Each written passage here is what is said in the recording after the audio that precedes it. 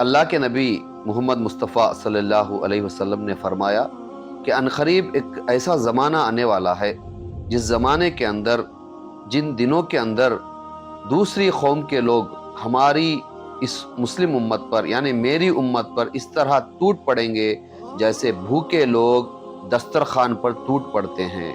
آج وہی ہو رہا ہے، ہر جگہ مسلمانوں کو مارا جا رہا ہے، مسلمانوں کی بستیوں کو نیست و نابود کیا جا رہا ہے، مسلمانوں کو گھروں سے بے گھر کیا جا رہا ہے، مسجدوں کو توڑا جا رہا ہے، مدرسوں کو شہید کیا جا رہا ہے۔ یہ کیوں ہو رہا ہے؟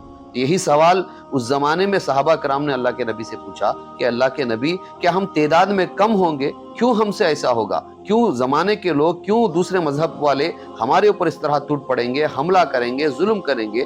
کیا وجہ ہوگی؟ تو اللہ کے نبی نے فرمایا، نہیں، تعداد میں تو تم بہت زیادہ ہوگے، لیکن تمہاری کوئی بات کی وزن نہیں ہوگی، تمہاری کوئی عزت نہیں ہوگی، تم تو پانی پہ جس طرح سمندر کی جھاگ کی طرح ہو جاؤ گے، تمہاری کوئی قوت نہیں رہے گی، تمہارا کوئی رعب نہیں ہوگا، دشمن کے دل میں سے تمہارا ڈر نکل جائے گا۔ تو صحابہ کرام نے پوچھا، اس کی وجہ کیا ہو سکتی ہے؟ دشمن کے دل میں سے ہمارا ڈر کیوں نکل جائے گا؟ وہ کیوں ہمیں ہلکا محسوس کرے گا؟ ہماری آواز کی کوئی طاقت، ہماری پکار کی کوئی قوت کیوں نہیں رہے گی؟ تو اللہ کے نبی نے فرمایا کہ تمہارے دلوں کے اندر دنیا کی محبت داخل ہو جائے گی اور تم موت سے نفرت کرنا شروع کر دو گے، موت سے ڈرنا شروع کر دو گے۔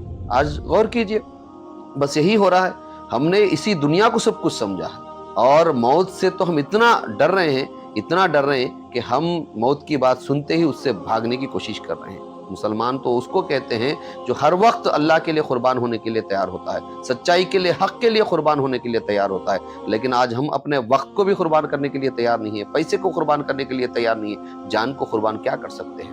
تو عزیز ساتھیوں، یہ ہماری کمزوری ہے کہ ہم قرآن سے دور ہو گئے، ہم ایک دوسرے سے الگ ہو گئے، ہم مسلکوں میں، جماعتوں میں بڑھ گئے، تو پھر ہماری کوئی طاقت نہیں ہے۔ جب تک ہم متحد نہیں ہوں گے، جب تک ہم ایک نہیں ہوں گے، تو ہماری کوئی طاقت نہیں ہوگی۔ اب وقت آ گیا ہے کہ ہم اجتماعی توبہ کریں، اللہ کے سامنے سب ایک ہو کر گڑ گڑائیں کہ اللہ، ہم نے بہت بڑی گناہ کی، بہت بڑا گناہ کا کام کیا، تیرے ساتھ ہم نے نافرمانی کی، خلاف ورزی تیرے حکم کی، آج ہم توبہ کرتے ہیں، آج ہم ایک ہو کر تیرے قرآن کی طرف لوٹتے ہیں، تیرے نبی کی طرف لوٹتے ہیں، تیرے بتائے ہوئے احکام کی طرف لوٹتے ہیں۔ اللہ تعالی ہمیں دنیا میں عزت بخش، اس ظالموں کے ظلم سے ہماری حفاظت فرما، تو ہماری عصمت کی، آبرو کی، عزت کی، جان و مال کی، مسجدوں کی، مدرسوں کی تو حفاظت فرما، اور اس کی حفاظت کے لیے کیا اقدام کرنے ہیں، کیا کوشش کرنی ہے، ہم سب کو مل جل کر ایک جہتی کے ساتھ، ہمت کے ساتھ، حکمت کے ساتھ کام کرنے کی اللہ تو ہمیں توفیق عطا فرما۔ اس طرح کی دعا ہمیں کرنی چاہیے۔ تو اللہ تعالیٰ سے دعا ہے